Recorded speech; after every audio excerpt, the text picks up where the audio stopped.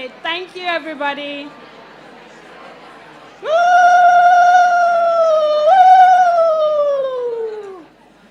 Oh, I love that. It always works.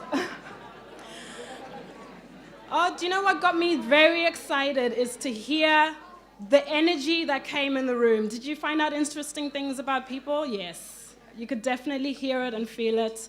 And one of my favorite memories was my dad used to come home and he'd blast the music and then he would dance with us, jumping on the sofas with me and my 3 siblings, and my mom would be standing by the doorway not impressed.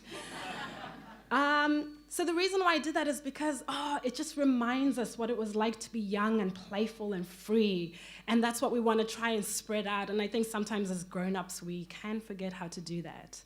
So our first speaker, are we ready for our first speaker? Dr. Howard Barth. Now, I could read out his official bio, which is in the program on your tables, but I think maybe you could read it in your own time.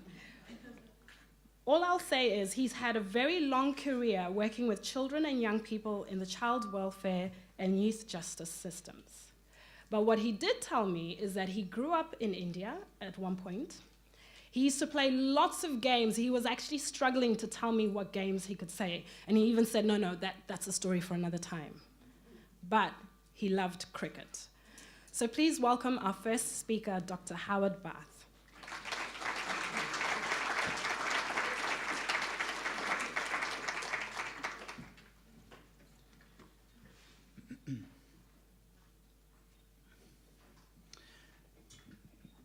Thank you very much for that lovely welcome. It's a delight to be here today, and I appreciate the invitation. We are going to have a welcome in just a little while, but before that, I'd just like to also acknowledge the traditional owners of the land that we're meeting on here today, their elders past, present, and emerging, and other Aboriginal people who may be with us in the room today.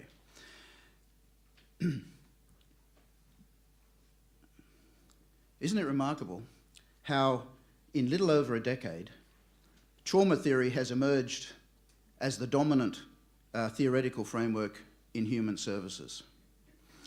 Just recently, as part of my job consulting with agencies, I was at a large agency in New South Wales. So they have about 35 professional staff, social workers, counsellors, psychologists, and the like. And I was talking to them about the theoretical models they use, frameworks they used. And they produced a survey that they'd done in 2007 of these 35 staff. And the survey was to ask them what theoretical models, what frameworks influenced the work they did. This is 2007. And they got a top 10. Out of that top 10, you wouldn't be surprised. There were things like solution-focused therapy. Some of you may have heard of that. Attachment theory was there. Reality therapy, do you remember that? Narrative therapy, still around in some places. CBT, strength-based approaches, choice theory, and there's a few others. Not one mention of trauma, 2007. It's not that it wasn't known, especially in counselling and psychiatry. It's just that it hadn't penetrated into human services generally as a framework. Today, trauma theory would undoubtedly be at the top of the list. There are numerous conferences and seminars like this one. There are books, there are papers, there are tours by the gurus of trauma. There are organisational trauma models like Sanctuary, NMT, and everyone wants to be, or in fact required to be sometimes, trauma-informed. In New South Wales, for instance, they're just doing a retendering of all the out-of-home care services, and written there front and centre is that services must be trauma-informed. So it's actually coming now into sort of tendering documents. In child welfare, the trauma perspective has arguably hijacked the very meaning of therapeutic. For example, this is the definition.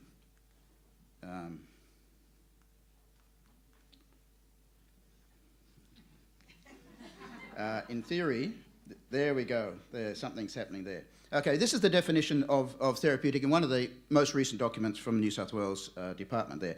Therapeutic care is a growing field of research and practice that embeds the latest developments from trauma theory, child brain development and attachment theory into service delivery.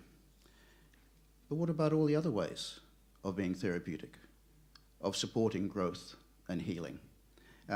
It's interesting now that almost always when we talk therapeutic, we're talking trauma. And I don't think that necessarily is the case. To be therapeutic is to have adopted a particular understanding of trauma on the brain, behaviour and development, and to see human behaviour through this lens. Some wag recently suggested that the enthusiastic focus on brain development could lead to a kind of neuromania. Well, it could equally be said that an extreme emphasis on trauma has led to a kind of traumania in some places. In some places, it almost becomes like a religious faith. Trauma is not the key to all our struggles with understanding young people and their families and what they need. Bettelheim once said, as you know, love is not enough. And the reality is, in our field, in human services generally, we know that being trauma-informed is not enough. Having said that, and that's a discussion for another time, the research on brain development and adverse life outcomes is truly compelling. In fact, that's probably why we are here today talking about it, because of this research. It's changed the ways we understand and respond, particularly to our children and young people and their families. And despite many misgivings about the way this research has been used, I speak as one of the converted.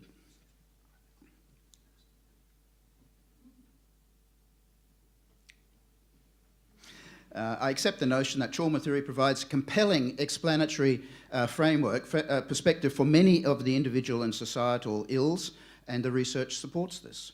We've known that disorder and dysfunction can be a product of moral choices, genetics, reinforcement, habits, modelling, but the research now suggests that a big chunk of it has to do with external traumatic agents. Here's Sandra Bloom, who we've already heard from about this morning. She suggests this. Trauma theory proposes the origin of a significant proportion of social, moral, and moral disorder lies in the exposure to external traumatic agents. By the way, just some of these slides are from a training program. That's why there's pictures and things with them. If you're anything like me, I prefer pictures and dot points, but that's why they're there anyway. Felitti and Ander are the people associated with the most influential human development study in recent decades, called the ACE study, and I'm sure many of you have heard of that. They determined this, they and their colleagues determined this, that if we could get rid of the 10 most common forms of adversity, not all of the adversity, but 10 of the most common forms, and these common forms of adversity affect, we think, about a third of the population of middle-class populations. Certainly, if we're looking in other populations, they would affect a lot more than that. However, they suggest that if we could get rid of those 10, we would have a halving of illicit drug use in the community. We would have a dramatic reduction in IV drug use, but we would have a reduction of about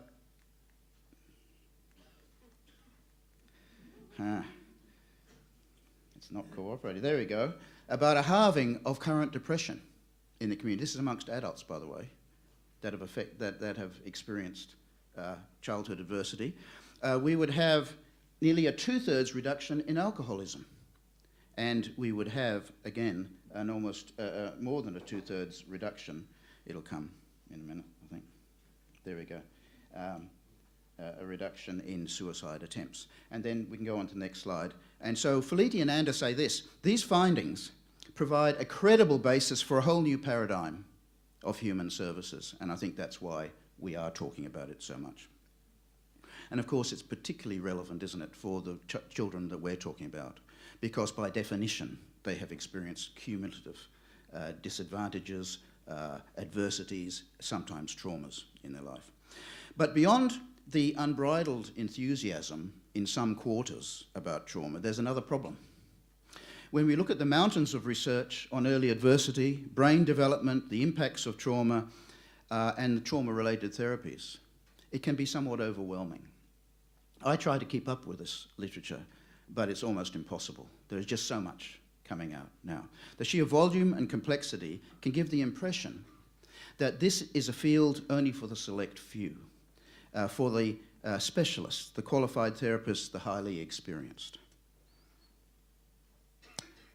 One thing that foster homes, residential programs, special schools, and youth justice facilities have in common is this, that the people actually doing the work with these young people are likely to be the least qualified and the least experienced in doing this work. But they, of course, are the ones that need the most support, skills, training, and modelling in how to do the work. There's also a tendency to couch the research in the inaccessible language of the specialist. I came across this gem recently from a very prominent child protection researcher. Does it work best if I... No. There it is. So, bear with me on this. Maltreated children traverse a probabilistic pathway characterised by an increased likelihood for a compromised resolution of stage-salient developmental tasks. Can you explain to me what that means? This is a very prominent writer, actually, in the field. Perhaps he could have said something like this, that adversity can derail healthy development. But this is the sort of stuff you have to wade through in some of the text at the moment. Benjamin Franklin once said, "There's no greater folly than wisdom spun too fine." And nowhere, I think, is this truth more apparent these days than in the profusion of ideas, proposition, models, research findings, techniques, frameworks out there that fall under the rubric of trauma theory. So sifting through this baffling complexity, there is actually a consensus, or a near consensus, I think, on the key propositions, the key ideas. And that's what I want to look at today. So it's important, I think, to start with this consensus, these core ideas, and then build on them as necessary. And it's particularly important for those who are not trauma specialists, who must do that day-to-day work. I just want to start, before I get into that, I just want to start on a little bit of reflection. I started my career as a youth worker. I worked in several different settings. And as I go on in life and sort of get near the end of my career, I think about some of those incidents that I was involved in years ago. And here's just one of them. It's not a very dramatic incident. It just came to mind when I was thinking about this whole issue of trauma framework and how it's changed what we do, how it's changed the way we think about our kids and what we think is important. So I'll tell you about Maria. So Maria was in our residential unit. She was about 14 and she had recently arrived a few months before. And she was a very shy kid. She had long black hair. She used to wear the hair over her face. And she was the only child of a single mum who had battled depression and alcohol abuse. And she'd been in and out of care, short-term care, foster care, those sort of things. And then finally, the department felt she really did need to go into longer-term residential care in those days. One Friday evening, Maria and her buddy went out shopping, which they could do if they were at a certain trust level. We had these levels. And of course, they had to be back by 10, they had to behave themselves, had to stay together. We had all these sort of rules for them. And so Maria went out, and my colleague and I settled down for the night. We watched TV and played games with the younger kids in care. We had 10 between us. Of course, we wouldn't do that these days. We wouldn't have 10 troubled adolescents, but anyway, together. Maria's buddy arrived back at about 9:30 by herself. And she said that they'd had an argument and Maria had gone off. So we started to get a bit anxious about Maria. Anyway, before we could mount a search, there was this scuffle, this noise at the front door, and in comes Maria completely drunk, staggering in the front door. She collapses into one of the chairs and then curls up like it's sort of in a fetal position. The question is, what should we have done at that point?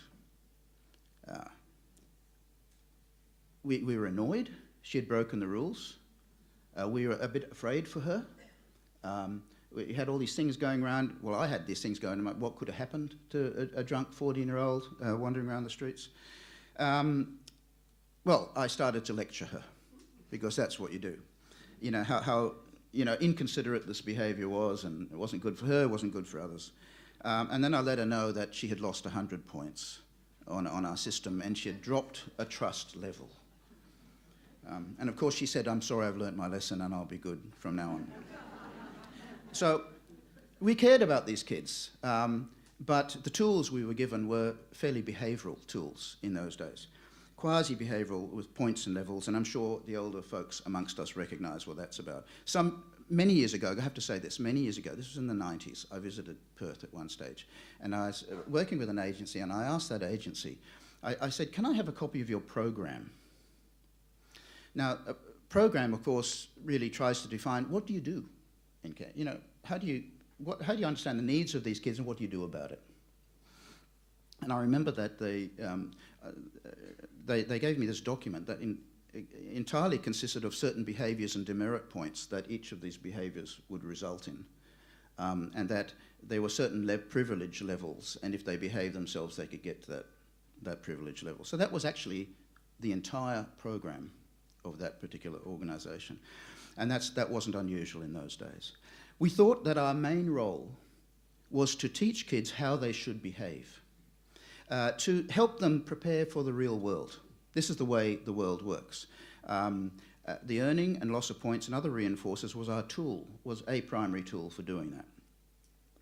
So what do you think happened to Maria after I began to lecture her? Well, she threw up. She started to sob. You know, some deep heaving sobs. And clearly this was not just a reaction to losing points. She seemed overwhelmed by sadness and emotional pain, and eventually she said, "I've never had a birthday party." What does that mean? Anyway, then we remembered that earlier that day we had a small birthday celebration for one of the other kids. You know, we had chips, cake that we bought from Woolies or something like that, and, you know, nuts. Just a little event, just to acknowledge this kid's birthday. But that was a little reminder, of course, recognition for one boy, but for Maria, it was a reminder of everything that she didn't have, that she had missed out on. You know, and it also spoke to her sense of significance and self-worth.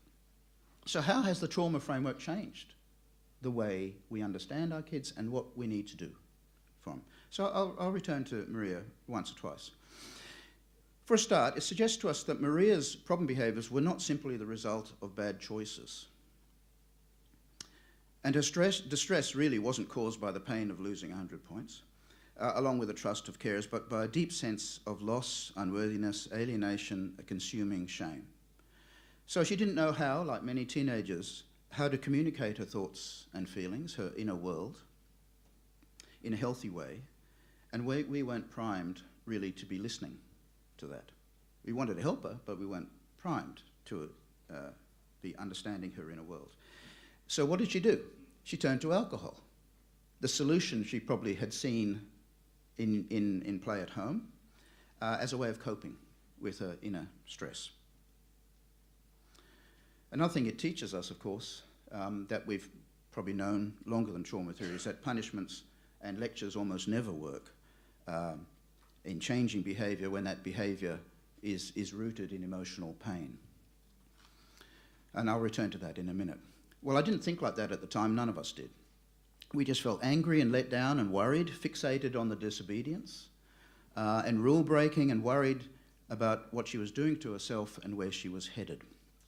So today I just want to focus on what are the needs of these kids.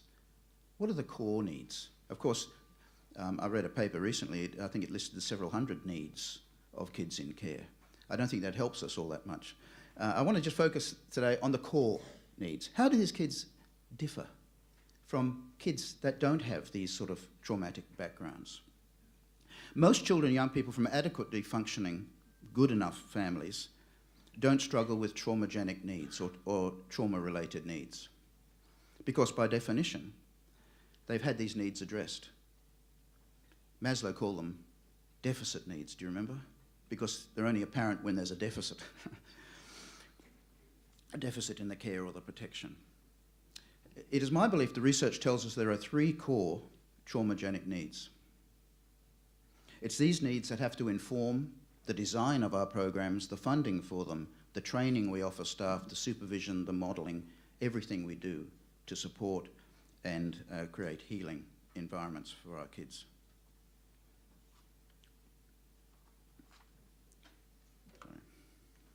Oh, it was already there, sorry. There. I'm sure you recognise that triangle.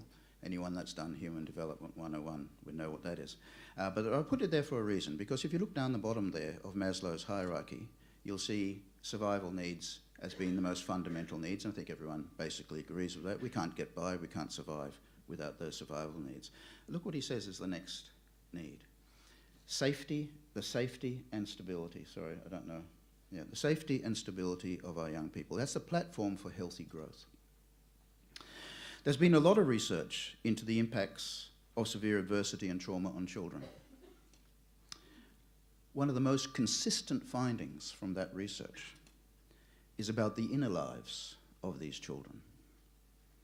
We know, for instance, there are many studies now, perhaps more studies than in any other area, about stress hormones of kids who've experienced complex forms of trauma. We know they have unusual patterns of cortisol, for example. In some it's elevated, in some it's blunted. But we know that there are unusual responses to the trauma, but we do know that this indicates that these kids, even though they might appear calm, actually have background levels of anxiety that they're having to cope with on a daily basis. We also know from the research on inflammation. Inflammation markers in the blood are almost always elevated in kids who have experienced complex forms of trauma, years after the events that were the cause of this. It's as if their bodies are mobilizing to fight unseen enemies, even though we don't see those enemies around.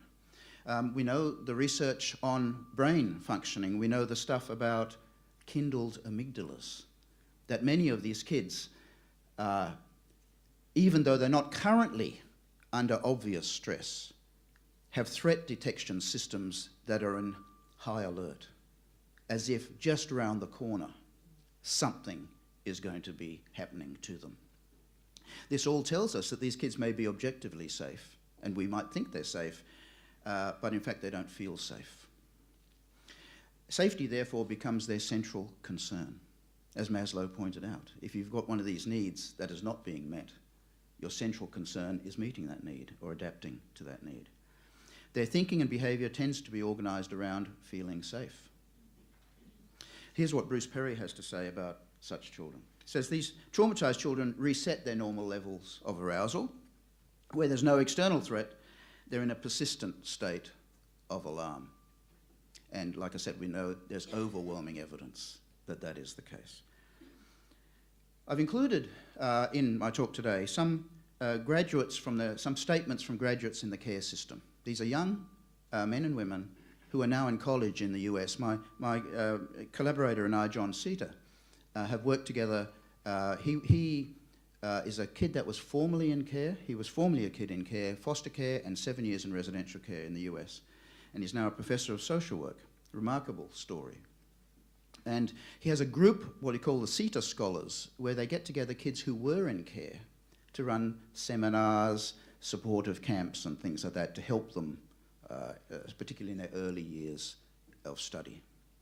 Here are some of the quotes from these kids. They're sprinkled through this discussion today. One kid says this: "I think I have a different cognitive map."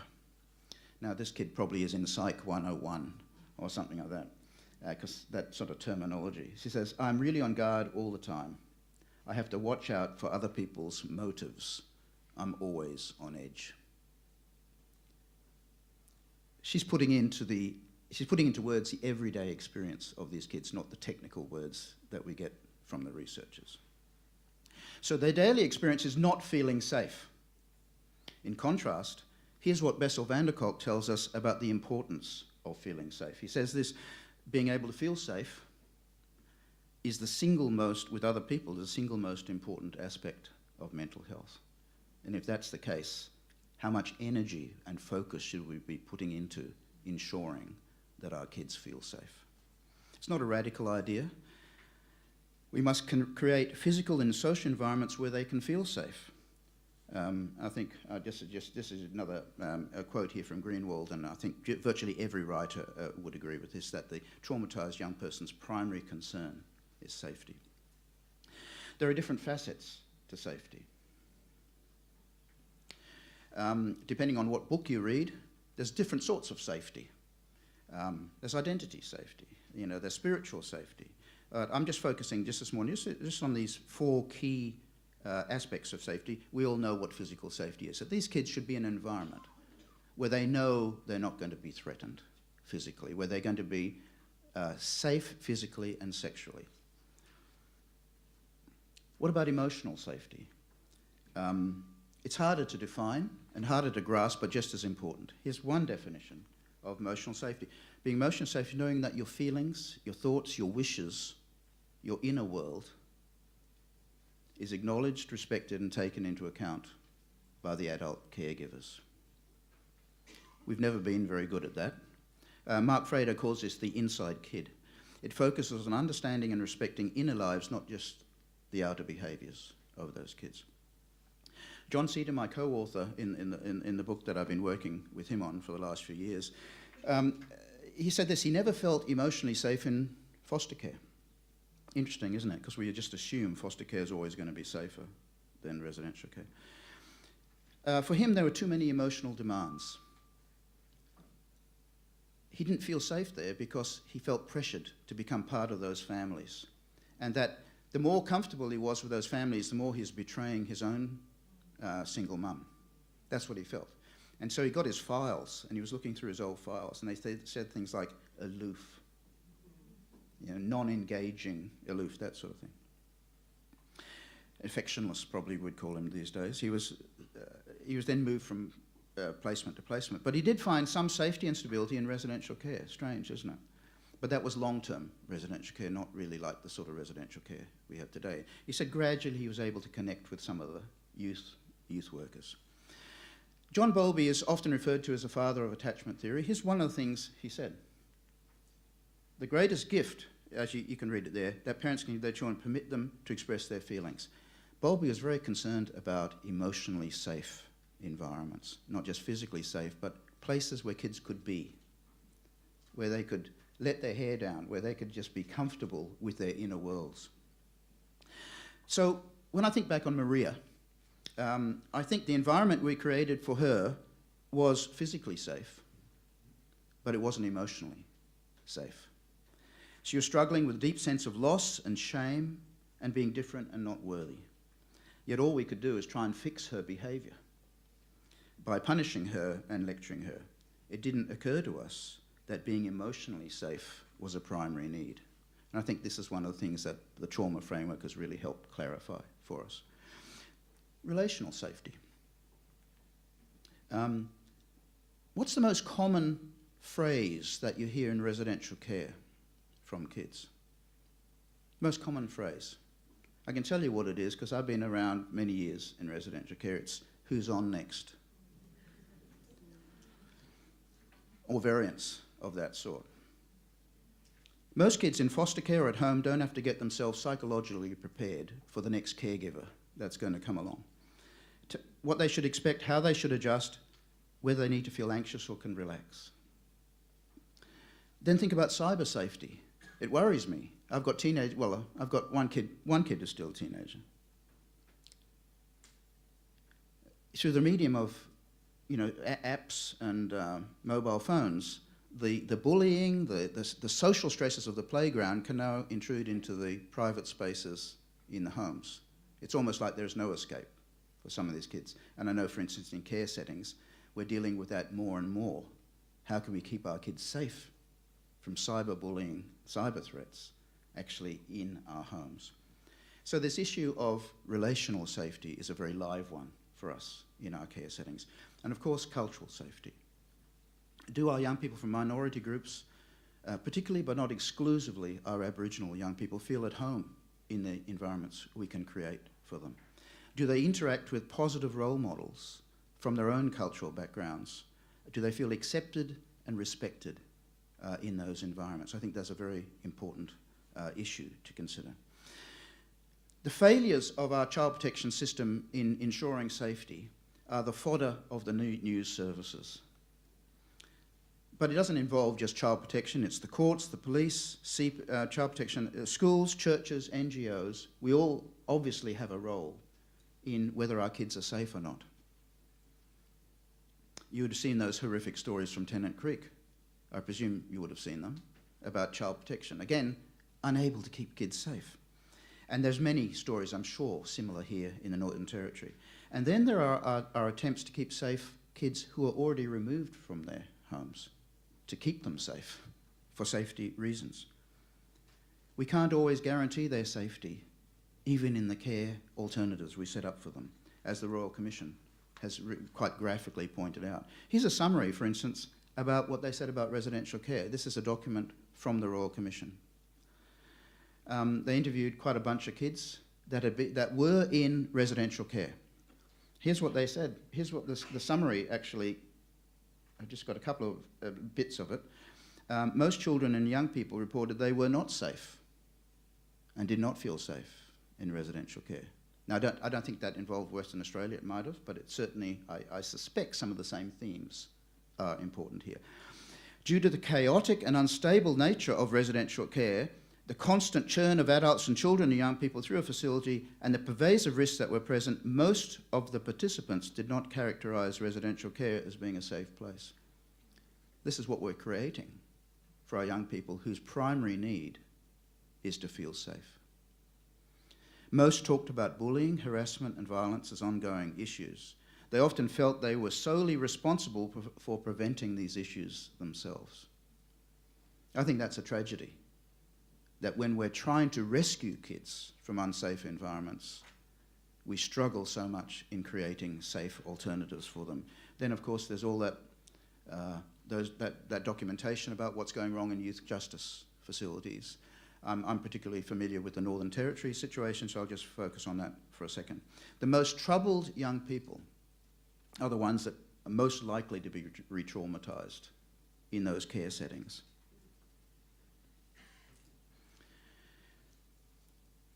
Maslow, of course, referred to safety and stability. That second level was not just safety. He talked about we need to be stable in our lives to set a platform for healthy growth. And that has obvious implications for the way we cycle workers through the lives of our children. Here's some of these quotes from these young people from the CETA Scholars project that I just mentioned. One says, I found I was always living in chaos and just surviving. Another one says this, you have to keep on moving and moving. And finally, someone keeps you. And that kind of sucks. Another one says, you're bound to move. You don't know what to call home. I moved 4 times in the past year. It does affect you. So this is kids talking about their experience in care. Ultimately, the environments we create for young people, if we are taking trauma-informed approaches seriously, have to be environments in which they can feel safe and which they can relax, let down their defences and set about healing and growth. One more thing about safety before I move on, and that's, we all know, don't we, that it's not just the physical environment we create, but it's also the responses of the adult caregivers that are particularly important. James Anglin, I'm sure you've heard, many of you have heard of James Anglin, did all that research in Canada. So I just want to put that back a sec. No, I'll leave it there. Am I getting assistance from down there? Yeah. James Anglin's research, he points out that underlying many problematic behaviours is emotional pain. Now, that's not a startling revelation, but it is an important one. He coined the term pain-based behaviours that I'm sure you would have heard, to remind us that many behaviours are not simply the result of moral weakness or bad moral choices or bad habits. but they are driven by emotional distress. And so that's what he said. Challenging behaviours often, not always, but often reflect psycho-emotional pain. Unfortunately, he found in his research in Canada that many carers, parents, teachers and others find it really hard to move past the behaviour to the emotional drivers of that behaviour. Here's what he said from his research. He said, seldom did the care workers acknowledge or respond sensibly to the inner world of the child. Instead, they would react with controlling demands and warn of possible consequences. Parents do that, teachers do that, care workers do that. It's instinctive, isn't it? When the behaviour is annoying to us, frightening to us, revolting to us, our instinct is to try and control it or get away from it, not to understand it. He then said, there is a central challenge for anyone that wants to work with traumatised children and adolescents, a central challenge. Anyone have an idea of what the central challenge is in working with traumatised kids? Here's what James Anglin says.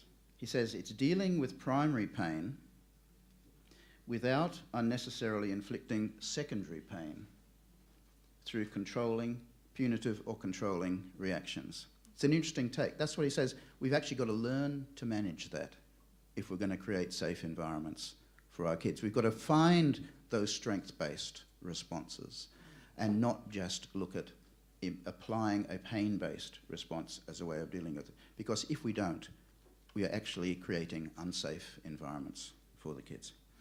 And here's Van der Kolk's warning. He says this, that faced with challenging behaviours, caregivers deal with their frustration by retaliating in ways that uncannily repeat the children's early trauma. I mentioned before I've been involved quite a lot with the events up in the Northern Territory youth justice facilities. It is uncanny that those kids who were abandoned, neglected by their parents, who were subject to horrific physical assaults, end up in youth justice facilities as being brutalised by the staff and locked away for unimaginably long periods of time in isolation cells. Unless we can support staff to understand those processes, to understand what the trauma is doing to those kids, we'll start repeating the child's early trauma. Well, one final thought on safety, and I think that's really the first pillar of intervention, is this. This is from Stephen Porges. The removal of threat is not the same as the creation of safety. That's a rich. There's a lot of rich thinking behind that. But for many of our young people, the ability to feel safe will be a lifelong quest. It's not something we can just do and fix. It's our job to provide them with a safe place and then to equip them for this ongoing journey. Helping our young people feel safe is a challenge for all of us, I believe. It's not just our direct care workers. As I said before, I think it's our education providers, our managers, our clinicians, administrators, courts, funding bodies, all have a key role in ensuring that that actually is the case. So just to summarise then, I think the first of the three core trauma-related needs is the need of kids to feel safe. Unless we can address that, it's going to be very difficult to get on with, for these kids to get on with healing and growth. I'd like to move on to the second core trauma-related need. That is, a fundamental pillar of our intervention. The central experience of complex and relational trauma involves an estrangement from natural connections and supports. Those who should have provided protection were unable to do it, were unwilling to do it, or in fact were the source of the harm themselves. This leads to a fundamental breach of trust. You remember Erickson, the first task we have as human beings is to establish trust. that the world is a benign place. John Seater says, many of us kids brought up in contexts of complex trauma don't necessarily become hostile to the adults, but he says we become adult wary. It's a lovely term. He says our lives are marked by an adult wariness. Van der Kolk says this: the essence of trauma is feeling God-forsaken, cut off from the human race. And of course you can see how shame, if that is true, how shame emerges as one of the driving emotions of the young people we work with. Like Maria, they feel isolated, different, unworthy, defective in some way. It pervades the way they approach life. This idea of separation, I think, is a really important one, and aloneness with our kids is a really important one. Here's a quote from one of these other kids, recalling his first day in residential care. He says this, I'm sure you could read it, sorry that I'm reading again. I turned to the spot where I last saw Mum, he says, hoping she's changed her mind, but there's no trace of it. My new home is filled with boys about my age. They're everywhere. Oh geez, he said. I'm so alone. Really captures, doesn't it, that sense that Van der Kolk is talking about, that being God-forsaken. And so here's some of those other kids in that particular project talking about the same phenomenon. Here's one kid says, I learned never to trust anybody but myself. I purposely detached from every caregiver I ever had, because that was my survival technique. Another one says, if I could talk to someone I could trust, I think my life would be easier. But history teaches me not to trust. It's a tragedy, isn't it, if kids can't trust the trustworthy.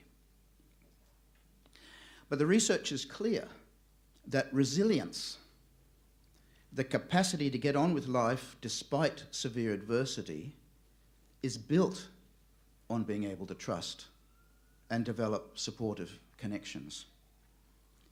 Here's Sonia Luther. She says resilience rests fundamentally on relationships. So this is the second key thing that we've got to focus on with our kids. Safety, but also supporting them, teaching them, modelling that we can be trustworthy. But this separation that Van der Kolk talks about, this isolation, is not just from people. The isolation and the separation is also from normality, normal life. These kids are often separated from family and placed in foster care. They may have been separated from their normal cultural ways of doing things, from their normal cultural safety zone, comfort zone. They may be looked after by people from different cultural backgrounds. They may have been moved from normal to special education environments. They may have moved from homes to facilities.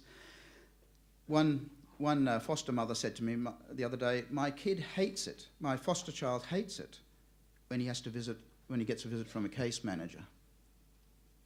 He hates it because it's a symbol that he's not normal. They often have a strong desire to be normal, a yearning to engage in normal activities, to look normal, to be accepted as normal, because to be normal is to belong. If you're not normal, you don't belong. I remember many years ago, I'm sure some of you oldies like me would have had this experience. I remember as a young youth worker driving kids around in the Rotary bus. And so, we had donated by, I think it was Canberra Rotary South on the back of it or something like that. Kids hated it. And obviously they hated it because it was almost like a moving advertisement. Look at these abnormal kids.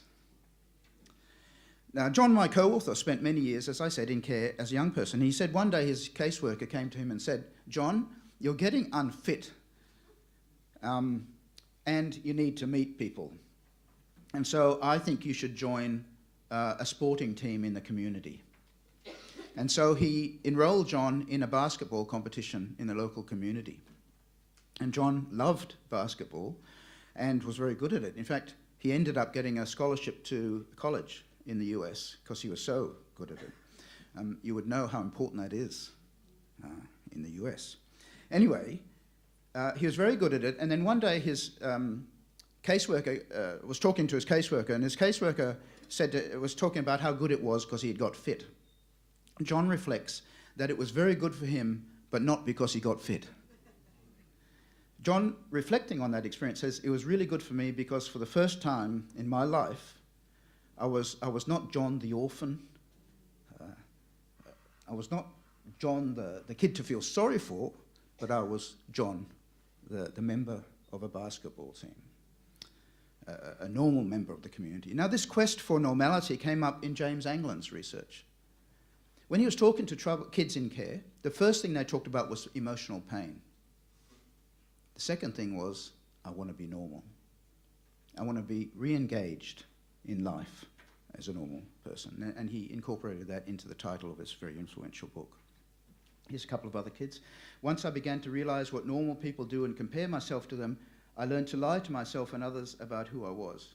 Another one says this quite poignantly, everyone wants to be normal, whatever that is.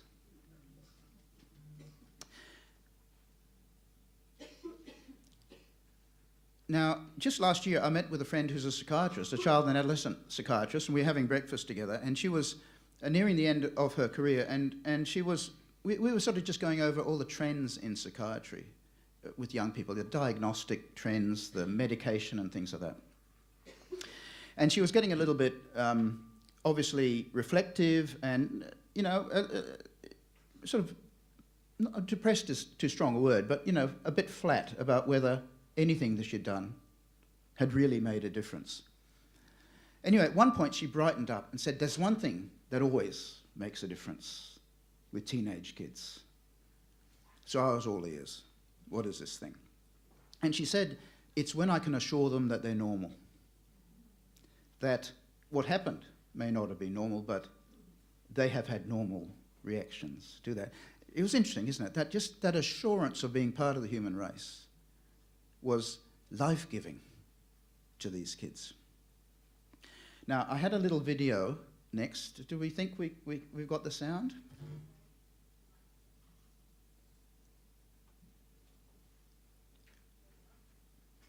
We've got the video, but there's just a little difficulty connecting the sound. It only goes for about 2 minutes. This is, if we get it, this is a little excerpt from a Four Corners program called Broken Homes. And I just want you to listen, if you can, to the last thing this kid says, and then the emotion that is triggered by that.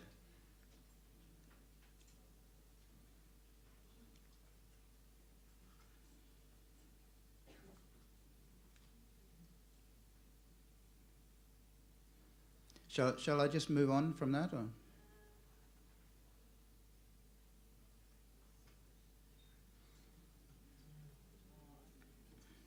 If you can just give us 1 minute, we just might get some sound going there.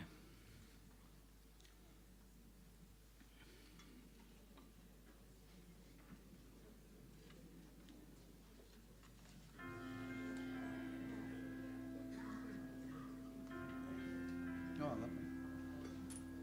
In February, for the first time since she was 5 months old, Renee will finally be out of the system.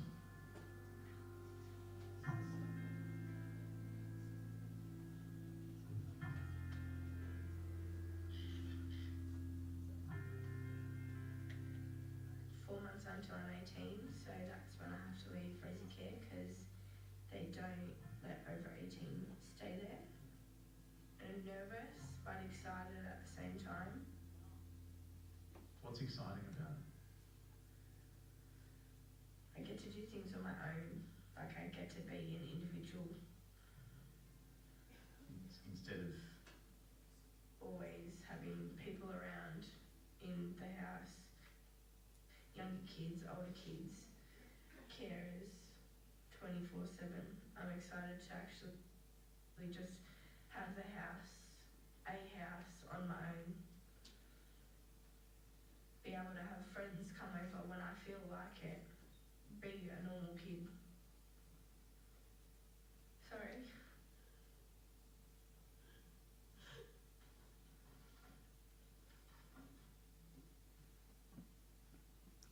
I'm sure you picked that up. As soon as she mentions her yearning for normality, she just gets overwhelmed by emotion. Very, very powerful drive in our kids. And of course, so it was with Maria. That little story I was talking about before. Looking back, we can see how just experiencing that little ritual of normality, a birthday party, triggered in her that great sense of loss and unworthiness in her, that she wasn't part of that normality.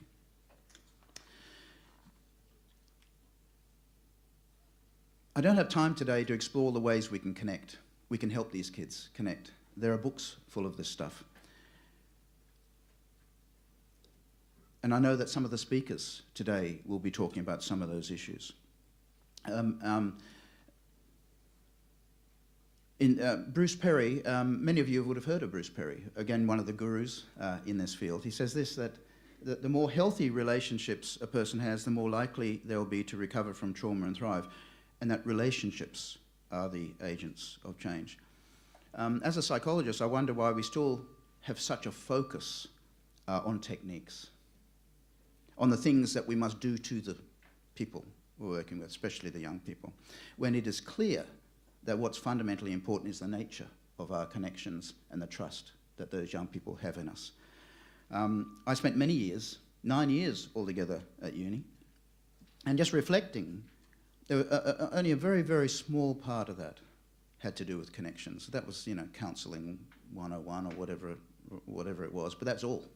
All the rest was about various techniques and research and things we could do. So, the three core needs. The first is the need to feel safe, and the next is the need for healthy connections and engagement with both community and culture.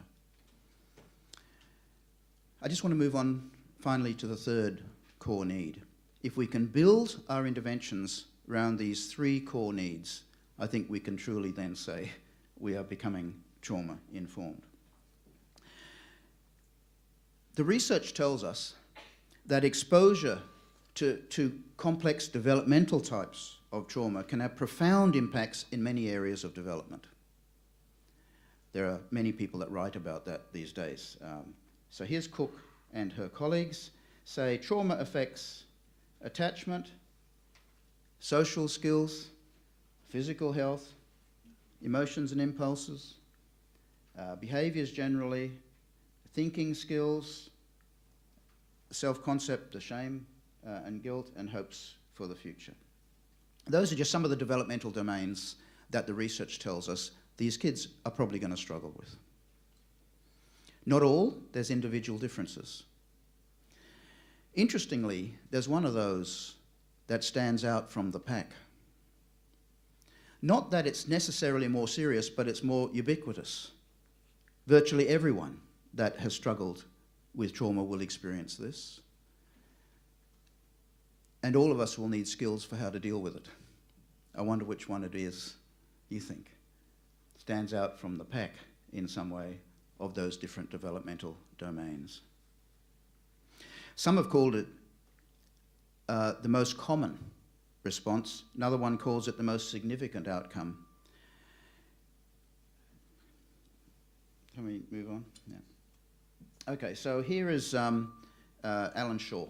Again, one of the big gurus in our field says this: the most significant consequence of early relational trauma is the child's failure to develop the capacity to self-regulate the duration and intensity and duration of emotional states.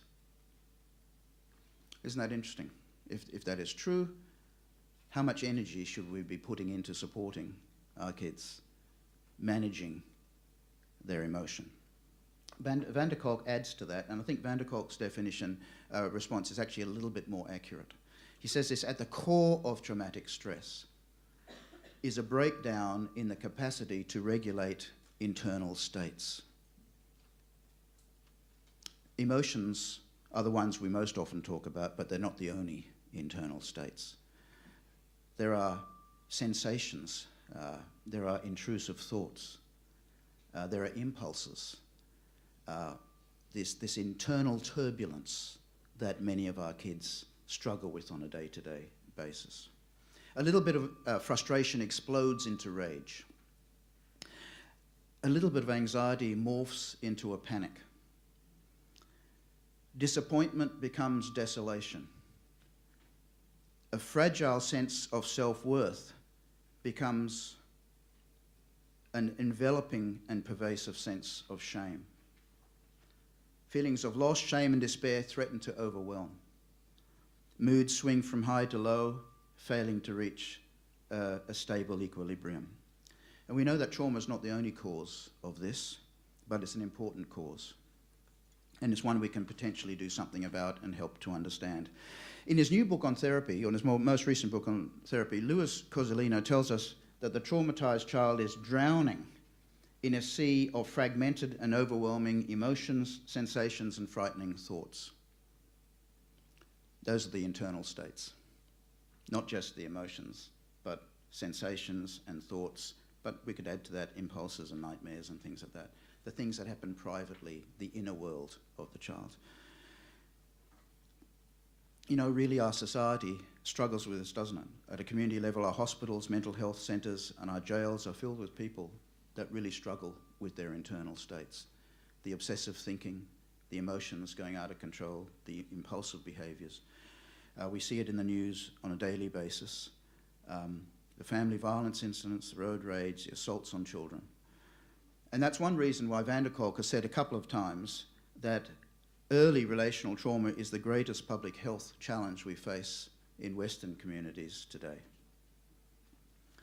Ultimately, what our carers have to deal with is not only the direct impacts of trauma, but the way our kids cope with those impacts.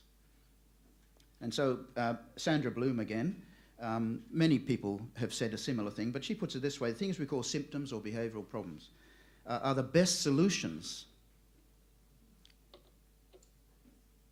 So I'm just checking out how much time I've got left here. Someone will need to signal me.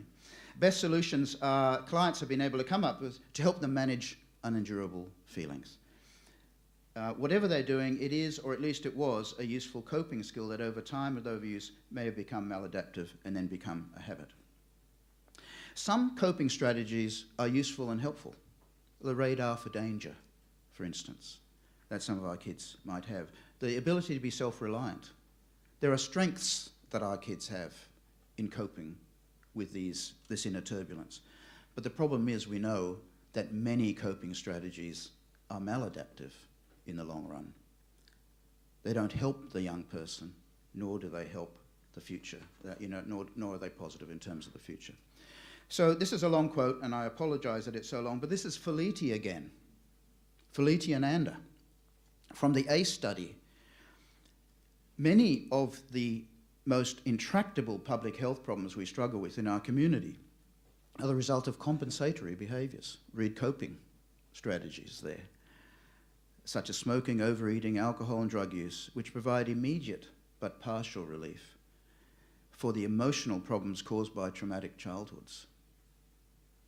And these experiences, they say, are lost in time, concealed by shame, secrecy and social taboo. I'm going to skip over this next slide just because of the time, but it's just, if we could just keep going there. This is Nathanson's compass of shame and compass of coping. He said there are 4 characteristic ways people deal with these overwhelming feelings. One is, he says, is to withdraw, to find ways of just getting away from the threat, whether physically or psychologically. Another one is to attack self, and we know many of our young people end up doing that. Some get involved in avoidance and masking, the use of alcohol, for instance, and other drugs to mask the pain, compulsive promiscuity, those things, but others actually resort to using violence against others. Sorry, I'm just checking the time. I think I'm going to have to skip over. Is that 2 minutes? Okay, I'm really going to have to skip over, so I'm going to skip over those last things. Van der Kolk tells us this, that formal therapy usually involves some confrontation with the past. Unfortunately, some of our young people may never be able to do that. Some may be able to do that when they get older, when they feel stronger and when they feel safer. But here's what he says is the priority for us working with these kids. He says the challenge is not so much learning to accept the terrible things that happened, but learning how to gain mastery over one's internal sensations and emotions. That has to be the focus of what we do with our kids. Not therapy, although some will benefit from that. But the primary focus is what can we do to train staff, to support them, to model interventions around helping these kids learn ways to gain mastery over their internal states. I don't have the time to go through all the skills there. Of course, good old active listening is part of that process. We can talk about learning to co-regulate with angry adolescents in care settings. And again, I'm not going to go into the details of that. But I want to move over just a couple of slides. I'm just assuming mine's not working at the moment, so can we just move over to the next one and the next one? Thank you. And just the first click on that. Van der Kolk tells us this: the primary function of parents can be thought of as teaching their kids skills that will help them manage their emotional arousal. I'm sure most of you wouldn't have put it that way as the primary function of parents. We might have thought, you know, to love kids, to direct them, to support, to protect are important things, but the neuroscientists probably have another take on this. To help them manage their internal states. It has a lot to say to us, doesn't it? If we could just move on. What then is the primary function of foster care, residential care, youth workers, teachers and other mentors in terms of our tasks with these young people? And there wasn't that Maria's need too, when you think of Maria. It was not therapy of some sort. It was not pain-based discipline to learn about expectations. She probably knew about them. It was not lectures about the danger of alcohol, but it was support in learning how to cope with her inner world. And I think that's our primary goal that we need for our carers and others.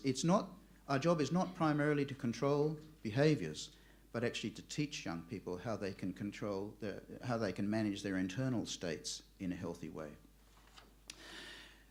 Okay, so just to conclude, I'll move over that one and just on to the next one. There are three core needs that the research tells us we must meet if we are going to be trauma-informed. They're signposts, if you will. The first is the need to feel safe.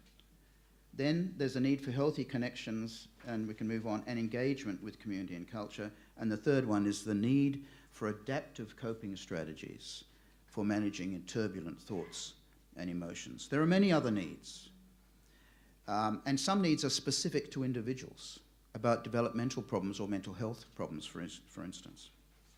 But if we can build our interventions, our thinking, our planning, our training around these three core needs, then I think we can say we are at least becoming trauma-informed. I had one more video, but again, because of our sound thing, I'm just going to skip over that. The ones I've skipped over, unfortunately, are kids talking about their experience. What's that? Okay, all right, if we've got the time for that. He first met Bill Charles after he'd been in and out of several different foster homes and a few youth programs. She's been his foster mother now for over 5 years. When I met Bill, his perception of himself did not match my perception of him. And he did think of himself as the double demon. I thought of him as a beautiful young person that our society basically had betrayed, and that he absolutely deserved a better life in a safe place where he could fulfill his potential. And I tried really hard, to get her to kick me out of the house. And I was trying everything possible, getting into fights with her husband, picking on Kevin a lot. Never did do anything to the girls, I didn't want to. Just didn't want to turn out to be like my father. So I just, mess up with the males in the house. And everything I did, she just stuck with it.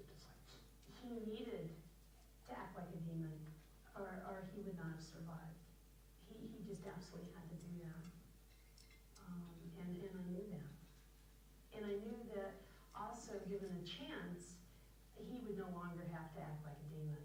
If he was in an environment that he perceived as safe, where people cared about him, where they were consistent and persevered to help him, that he would let go of that demon behavior. She just get me involved with the family. She like basically almost forced me to get involved with the family. You know, but she wouldn't make me. She, you know, I saw the option to say no, but she'd ask, you know, and she'd keep asking.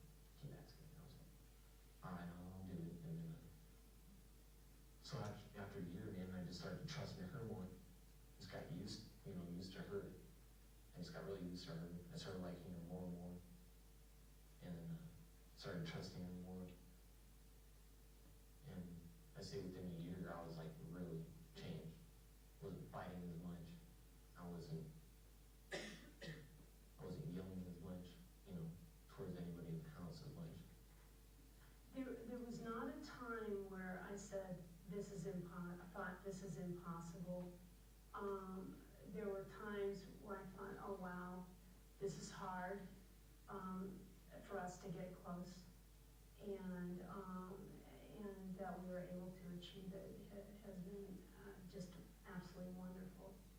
He has taught me so much about human nature and I guess the resiliency of human nature and the ability to overcome and bounce back from horror, just abject horror. Young people are resilient. They can overcome the difficult things that happen to them, but they can't do it alone. They need a safe, nurturing environment and people who will stick with them through the long and often painful process of healing. There's still some more healing I have to go through. But I don't know, it's like still hard for me to go to the past and actually think about it. I mean, it'll always be hard. I think I could, you know, I think that if I would have maybe showed my face to my father when got out from underneath the couch, he wouldn't have shot it. So I don't think he would have done that in front of me. I don't think he has that much courage. But I was just too scared, and I just stayed under the couch. Yeah, he might have shot me. But who knows? Sometimes I think that maybe that would have been better. Maybe I could have taken the bullet from my mom. But I guess I was too scared. She wasn't too scared to really do anything about it. My home, family, it feels good to actually tell you the truth. It's like,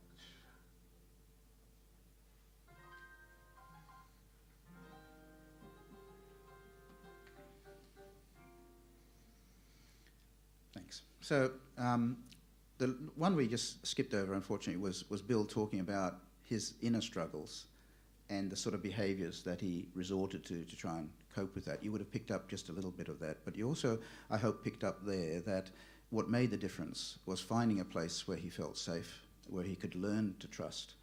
And then he was saying after about a year, he just did not have the need to engage in those coping strategies that were hurting himself and hurting others. So thank you for your time this morning. Just to close off, I'd just like to show just one more quote from Maya Angelou. And some of you would know that she passed away just relatively recently. She was no stranger to trauma herself. Very, very interesting background. At one stage, a very traumatic incident led to her becoming an elective mute. For about 5 years, she didn't utter a word. And in many ways, that's illustrative of that notion of unspeakable horror. But eventually, of course, she found her voice and became a very prominent poet and activist in the US. And I just love this little quote from her because it's honest about the reality but hopeful about the future. So history, she says, despite its wrenching pain, cannot be unlived. But if faced with courage, need not be lived again. I think that's an encouraging word for us working in this field. So thank you for your time and attention this morning. And I know you'll enjoy the packed program from here on in. Thank you.